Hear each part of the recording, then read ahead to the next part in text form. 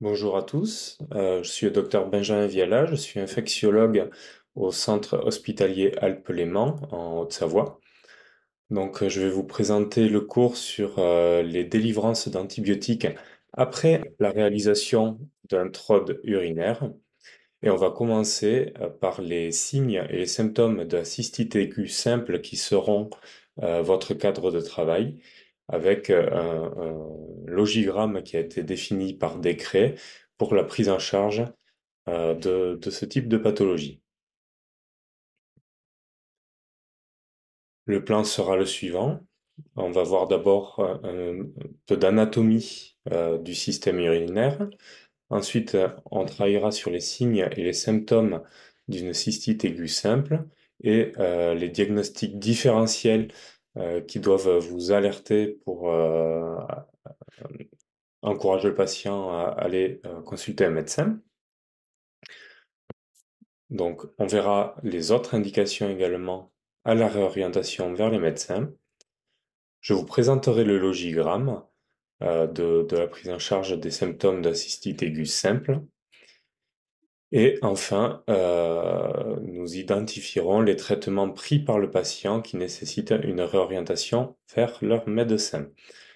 Nous nous familiariserons avec le logigramme à l'aide de cas cliniques et de petits quiz pour terminer.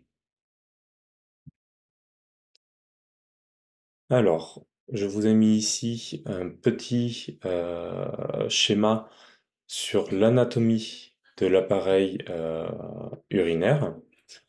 Donc, vous pouvez voir en haut, de part et d'autre, les reins, qui sont proches de l'aorte et qui est en rouge, et de la veine cave qui apparaît en bleu. Des reins partent en jaune les uretères qui vont acheminer les urines nouvellement créées vers la vessie qui servira de réservoir. Et de la vessie, l'urètre acheminera l'urine vers l'extérieur.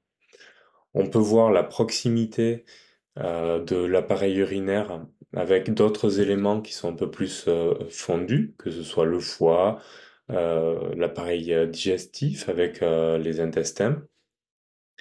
Et les organes génitaux féminins ne sont pas représentés ici, mais au niveau du pelvis, donc on retrouve en avant la vessie. Derrière la vessie vont se positionner le vagin juste au-dessus l'utérus. Et en arrière, on aura le rectum. Donc une très grande proximité de tous ces organes qui peuvent expliquer aussi certains diagnostics différentiels dont nous reparlerons tout à l'heure.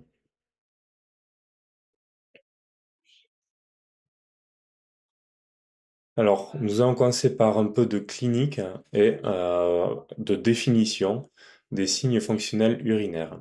Donc, on va les séparer en plusieurs grands groupes. Le premier groupe vont être les signes qu'on appellera irritatifs.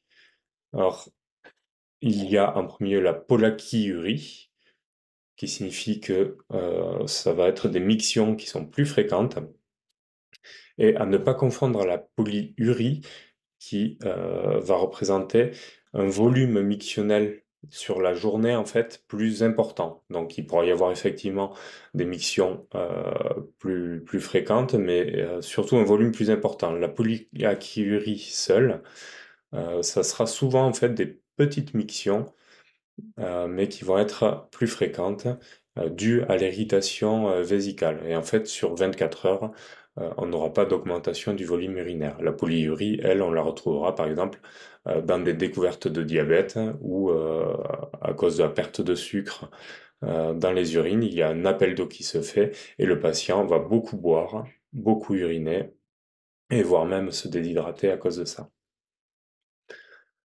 Les urgenturies ou impériosité mictionnelle, c'est la même chose, c'est une impossibilité de se retenir. J'ai envie de faire pipi, il faut que ce soit tout de suite, sinon je risque de perdre des urines et donc d'avoir une incontinence urinaire.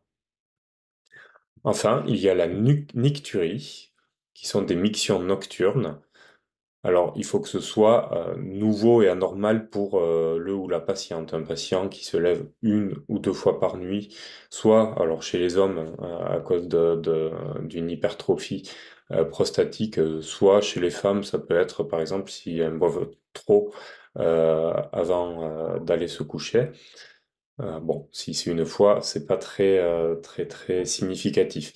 En revanche, si on doit se lever 3, 4, 5, 6 fois parce qu'en fait on a un besoin important et ça rejoint un peu les impériosités mictionnelles, voilà, ça devient réellement anormal.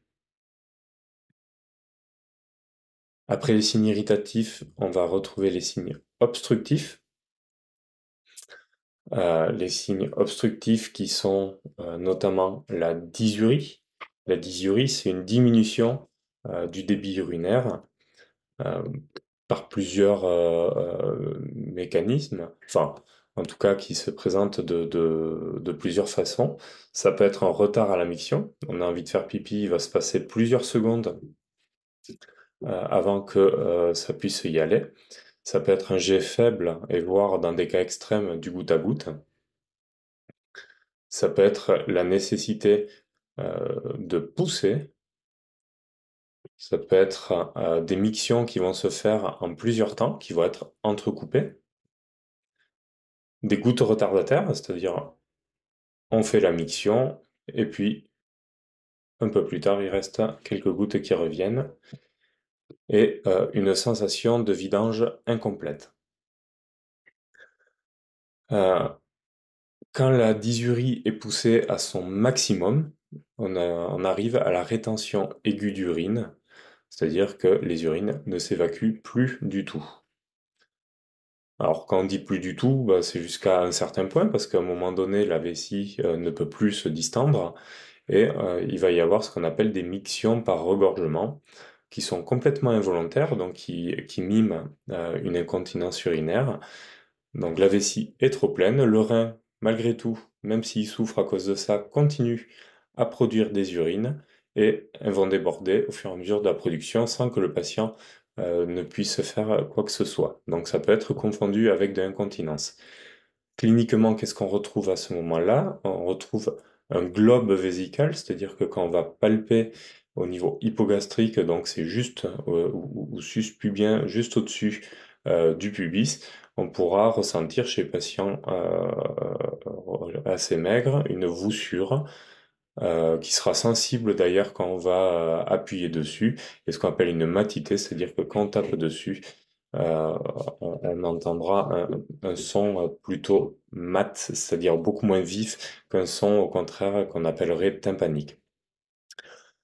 Donc le maître symptôme souvent à ce moment-là c'est des douleurs suspubiennes, mais chez des patients plutôt âgés, euh, ça pourra induire une confusion, ils ressentiront plus forcément la douleur, donc ça peut être parfois un petit peu piégeux.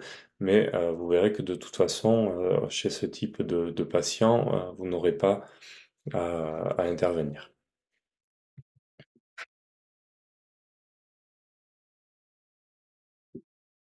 Encore, dans les signes fonctionnels urinaires, on retrouve les brûlures mictionnelles.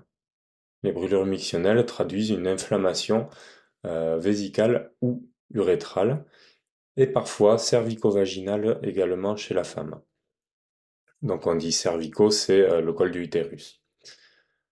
Euh, il pourrait y avoir le ténesme vésical, qui est une douleur suspubienne à type de crampe ou de tension qui précède une miction qui sera généralement incomplète, et on a encore une envie continue ou impérieuse de miction, mais en fait pas forcément liée à la présence d'urine dans la vessie. Ça peut être des fausses sensations euh, d'avoir envie d'aller à l'émission. On aura des hématuries. Alors, c'est la présence de globules rouges dans les urines. Deux types d'hématuries. Macroscopiques, donc c'est-à-dire que le sang est visible, les urines sont rouges, plus ou moins colorées, plus ou moins foncées en fonction de la quantité de sang qu'il y a. Il y a quelques pièges, on va dire, un petit peu classiques à ces hématuries. le fait d'avoir mangé des betteraves notamment, qui peuvent colorer les urines, surtout si c'est en grande quantité ou de façon répétée. Un traitement par rifampicine, qui classiquement va colorer les urines en orangé, qui est d'ailleurs pour nous un des critères de s'assurer de l'observance du traitement, de savoir si le patient fait pipi orange. Euh, D'un autre côté, on aura une hématurie microscopique si elle ne se voit pas visuellement, mais est détectée par une bandelette urinaire ou un examen microscopique des urines. On aura comme autre signe la pyurie, c'est-à-dire présence de pus dans les urines, des urines troubles en lien avec la présence de polynucléaires altérés, généralement un son malodorante. Enfin, on peut retrouver un écoulement urétral, dont le synonyme est la blénorragie, qui est un écoulement liquidien par l'urètre, euh, en dehors des mictions en fait. C'est un écoulement qui est totalement involontaire et qui peut donc tacher les sous-vêtements.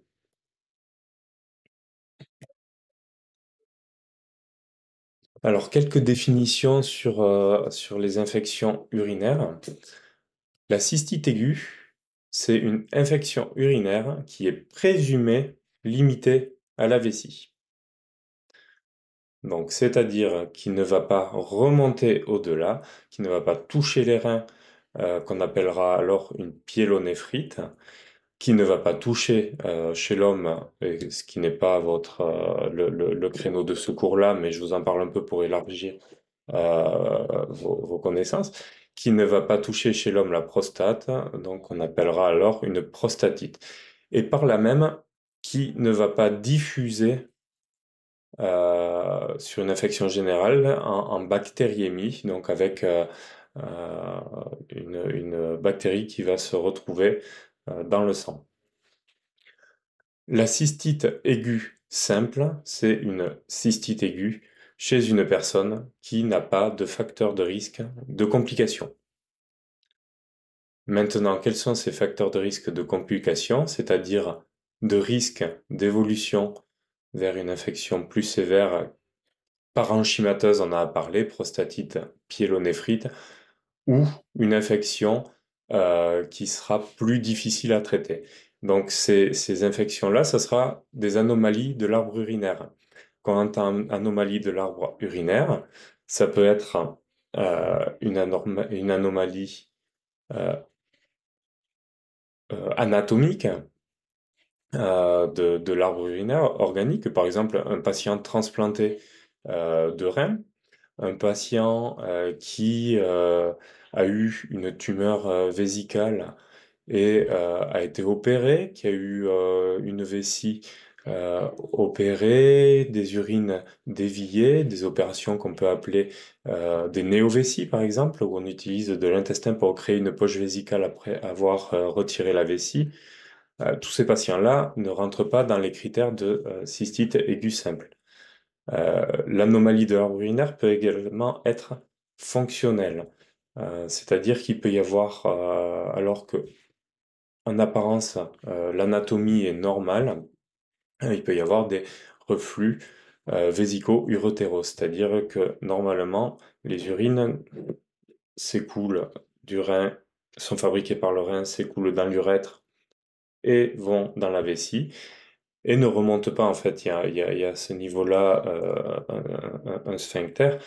En fait, si les urines peuvent remonter, on appelle ça par exemple un reflux vésico-urétéral. Donc ça, c'est une anomalie fonctionnelle de l'arbre urinaire. Le sexe masculin est plus à risque, est considéré en fait systématiquement à risque de complications. Alors pourquoi? Parce que la prostate est extrêmement proche, que le risque de prostatite est plus élevé. Il y a même quelques années de là, on ne considérait jamais la cystite chez l'homme. On disait toujours une infection urinaire chez un homme, c'est une prostatite. avec des traitements longs. Un peu depuis quelques années, on a montré qu'en fait, on pouvait les traiter comme des cystites, mais les hommes sont de base plus à risque de complications. Et puis c'est de toute façon une problématique qui est beaucoup moins fréquente chez l'homme, euh, car l'urètre, donc qui évacue les urines extérieures étant plus long, il y a moins de colonisation des urines par les bactéries. Donc les infections urinaires chez l'homme sont beaucoup moins fréquentes que chez la femme. La grossesse est un risque de complication parce que l'utérus qui grandit va pouvoir comprimer certaines voies urinaires, les uretères, comprime la vessie. Donc il y a plus de risques de complications de faire une pyélonéphrite et puis également il y a plus de risques de complications obstétricales, c'est-à-dire de faire par exemple un accouchement prématuré à cause d'une infection urinaire. Donc c'est clairement des infections urinaires qui sont considérées comme étant plus à risque et qui nécessiteront donc des consultations médicales. Les sujets âgés, alors de façon systématique, au-delà de 75 ans, on considère que les patients sont à risque, et notamment dans cette population, les diagnostics sont plus difficiles à faire, les symptômes sont moins caractéristiques que chez les patients plus jeunes. On considérera également comme sujet âgé des patients de plus de 65 ans avec 3 critères de fragilité, critères que je vous reprendrai dans une prochaine diapositive. Les patients qui ont une insuffisance rénale chronique sévère sont plus à risque, et notamment, c'est vrai que de faire aussi des infections des pyélonéphrites peut à chaque fois diminuer le débit de filtration glomérulaire, donc la fonction rénale. Les patients ayant une immunodépression sévère sont également plus à risque de faire des pyélonéphrite, par exemple quand ils ont une cystite. Le diabète en lui-même n'est plus considéré comme un facteur de risque de complications. Les diabétiques en fait font plus souvent d'infections urinaires, mais elles ne se compliquent pas plus fréquemment que chez une autre personne. Alors, je vous ai parlé des critères de fragilité pour les patients de plus de 65 ans, donc où il en faut 3 parmi ceux que je vous présente ici. Une perte de poids involontaire au cours de la dernière année, une faible vitesse de marche, une faible endurance, une faiblesse musculaire généralisée des membres inférieurs, une fatigue chronique, une activité physique réduite sont des critères de fragilité, alors qui sont un petit peu subjectifs, mais en tout cas qui en pratique clinique permettent de bien trier les sujets, on va dire, que l'on va considérer comme à risque.